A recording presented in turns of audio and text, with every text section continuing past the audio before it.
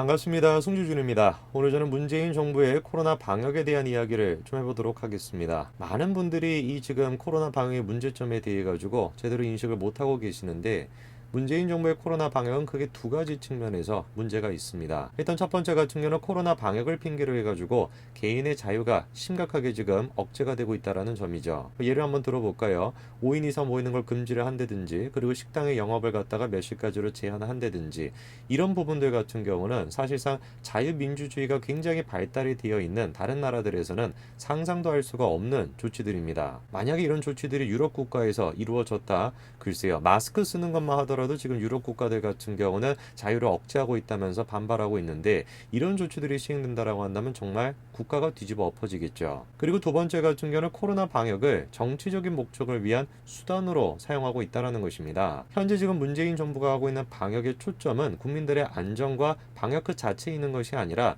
정치적인 목적이 자리 잡고 있습니다. 예를 한번 들어볼까요? 이 지금 코로나 사태가 발생했던 근본적인 원인이 어디에 있습니까? 그 중국의 어떤 특정 지역, 그거를 지금 계기로 해가지고 시작된 거 아니에요? 만약에 정말로 문재인 정부가 코로나 방역 자체에 대해 가지고 생각을 했고 국민들의 안전을 최우선적으로 생각을 했으면은 지금 하고 있는 것처럼 국민들의 자국민들의 자유까지도 기꺼이 억제하고자 하는 그 의지가 있었다라고 한다면은 당연히 그 지역에 대한 입국 금지, 그런 것들을 실시해야 되는 거 아니었습니까? 근데 그 당시에 문재인 정부가 보여줬던 모습은 뭐였습니까? 입국 금지, 그런 식의 조치는 취하지도 않고 오히려 그 특정 지역의 이름을 쓰지 말아라, 그 지역에 대해 가지고 뭔가 반발심을 불러일으킬 수가 있다, 그 용어조차도 쓰지 말라, 그렇게 얘기하지 않았습니까? 사실상 거기에서부터 현재 지금 발생하고 있는 모든 문제들이 다 파생이 된 겁니다. 그 뒤에도 마찬가지였던 것이죠. 백신은 뭐 말해서 뭐 하겠습니까? 지금 K방역이다 뭐다, 그거를 지금 홍보하는 데는 몇백억 가까이를 썼는데 백신을 선구매하는 걸 제대로 하지도 않았습니다. 아니, 방역에 있어가지고 제일 중요한 게 백신인데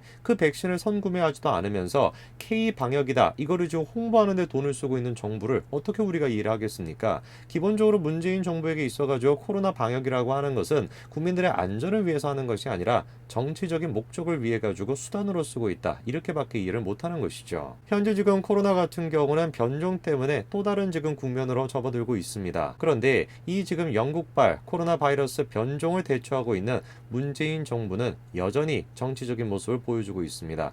오늘 저는 영상을 통해서 이 문재인 정부의 코로나 방역이라고 하는 것이 얼마나 정치적인지 그거에 대해서 말씀드리고자 합니다. 같이 한번 보시죠. 자, 이번에 이런 식의 속보가 나왔습니다. 문재인 대통령이 직접 챙겼다라고 하면서 모더나 백신 2천만 명분을 확보했다라는 것이죠. 그 내용을 지금 보시게 되니까 모더나의 CEO와 전화 통화를 해가지고 백신 2천만 명분 공급을 합의했다라는 것이에요. 저 기사를 갖다가 지금 한국의 언론들이 계속해가지고 쏟아내고 있습니다. 이미 저 기사의 제목이 보여주는 것처럼 대통령이 직접 챙겼다, 그 의도가 뭐겠습니까? 야, 문재인 대통령이 이런 식으로 지금 코로나 방역에 대해 가지고 불철주야로 힘쓰고 있다, 뭐 그거를 지금 강조하고 싶은 거 아니겠어요? 저는 저 기사를 딱 보면서 처음 들었던 생각이 쇼하고 있네, 이 생각이었습니다. 아니, 전화 한 통을 통해 가지고 백신을 저런 식으로 쉽게 구할 수 있다라고 한다면 왜 진작 전화 통화를 안 했습니까? 말이 앞뒤가 안 맞잖아요. 전화를 해가지고 저런 식으로 백신을 쉽게 확보할 수 있는 거라고 한다면 왜 진작에 전화 통화를 안 했습니까? 뭔가 계약서를 작성을 하고 법적인 어떤 효력이 있는 그런 식의 계약을 한 것이 아니라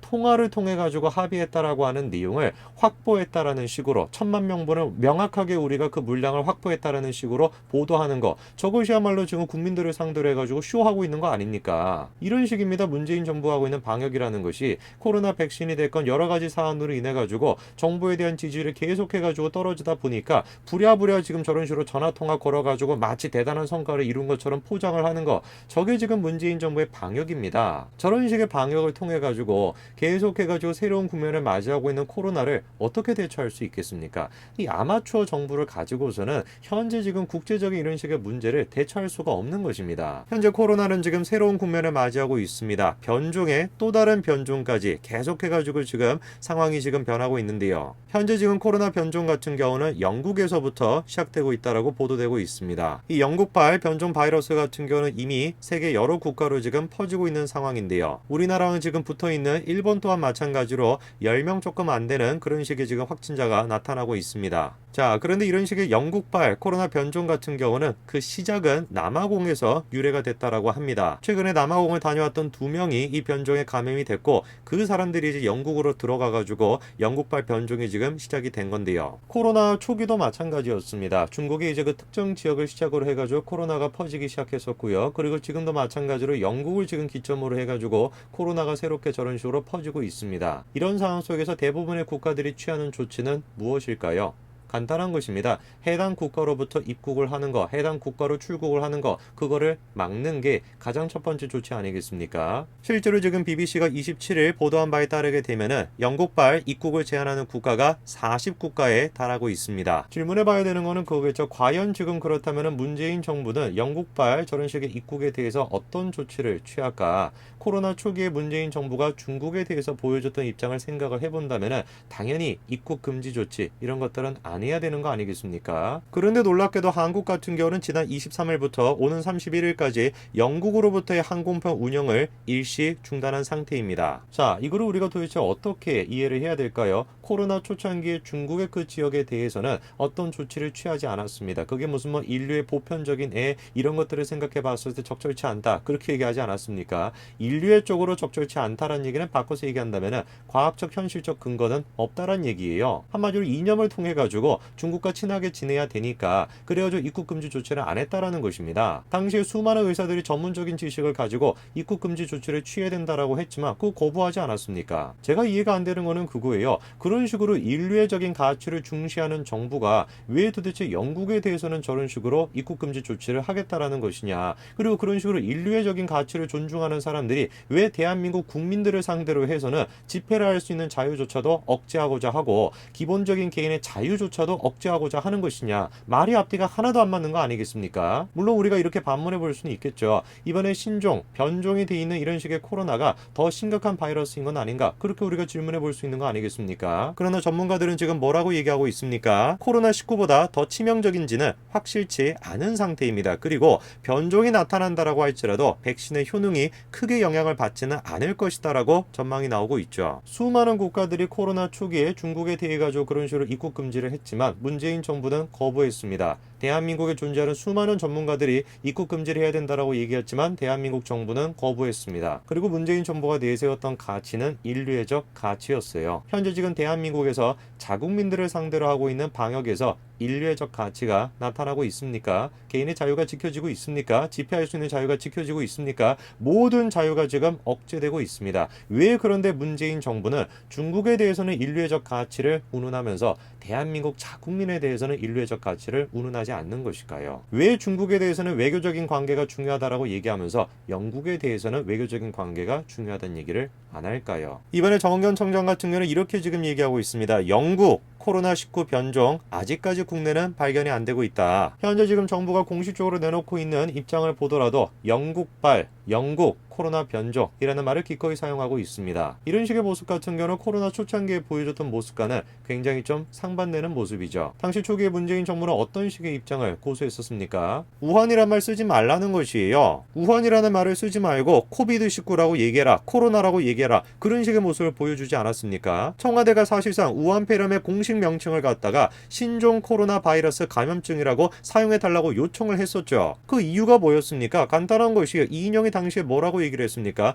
비우호적인 정서를 유발할 수 있다라는 것이에요. 이웃 국민에게 비우호적 정서를 유발하는 것은 장기적 한중관계 발전에도 바람직하지 않다. 국민의 안전을 지키며 중국 국민에게 따뜻한 위로의 손길을 내밀어야 한다. 좋다 이겁니다. 저게 지금 문재인 정부가 추구하고 있는 정책이라고 받아들이겠다라니까요. 제가 지적하는 것은 무엇이냐면 왜 저런 식의 인류애적 가치가 중국에게만 나타나고 자국민한테는 나타나지 않고 영국에는 나타나지 않냐. 그 점을 제가 지금 지적하고 있는 것입니다. 아니죠. 대한민국 국민과 영국 두 지금 집단만이 아닙니다. 어느 나라에도 저런 식의 인류애적 가치가 나타나지 않고 있습니까? 아프리카에도 나타나지 않고 있는 것이고 일본에도 마찬가지로 나타나지 않고 있는 것이에요. 왜 도대체 아프리카 돼지열병은 되는 것이고 일본 뇌염은 되는데 우한폐렴은 안 되는 것입니까? 왜 도대체 지금 영국발, 영국 코로나 신종 바이러스는 되는데 왜 우한폐렴은 안 되는 것입니까? 당시에 문재인 정부가 계속해가지고 우한 코로나 바이러스라는 말은 잘못된 말이다. 이런 식의 말을 통해가지고 인류애적 가치가 훼손될 수 있다라고 강조하고 있었을 때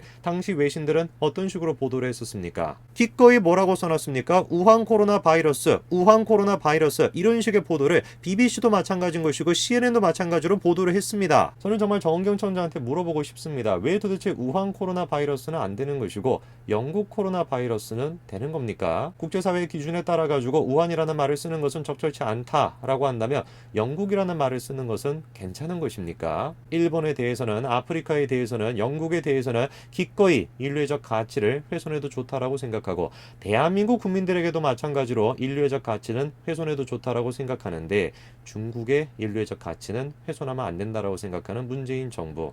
어쩌다가 대한민국의 정부의 모습이 이렇게 됐을까 싶습니다. 오늘까지 말씀드리겠습니다. 감사합니다.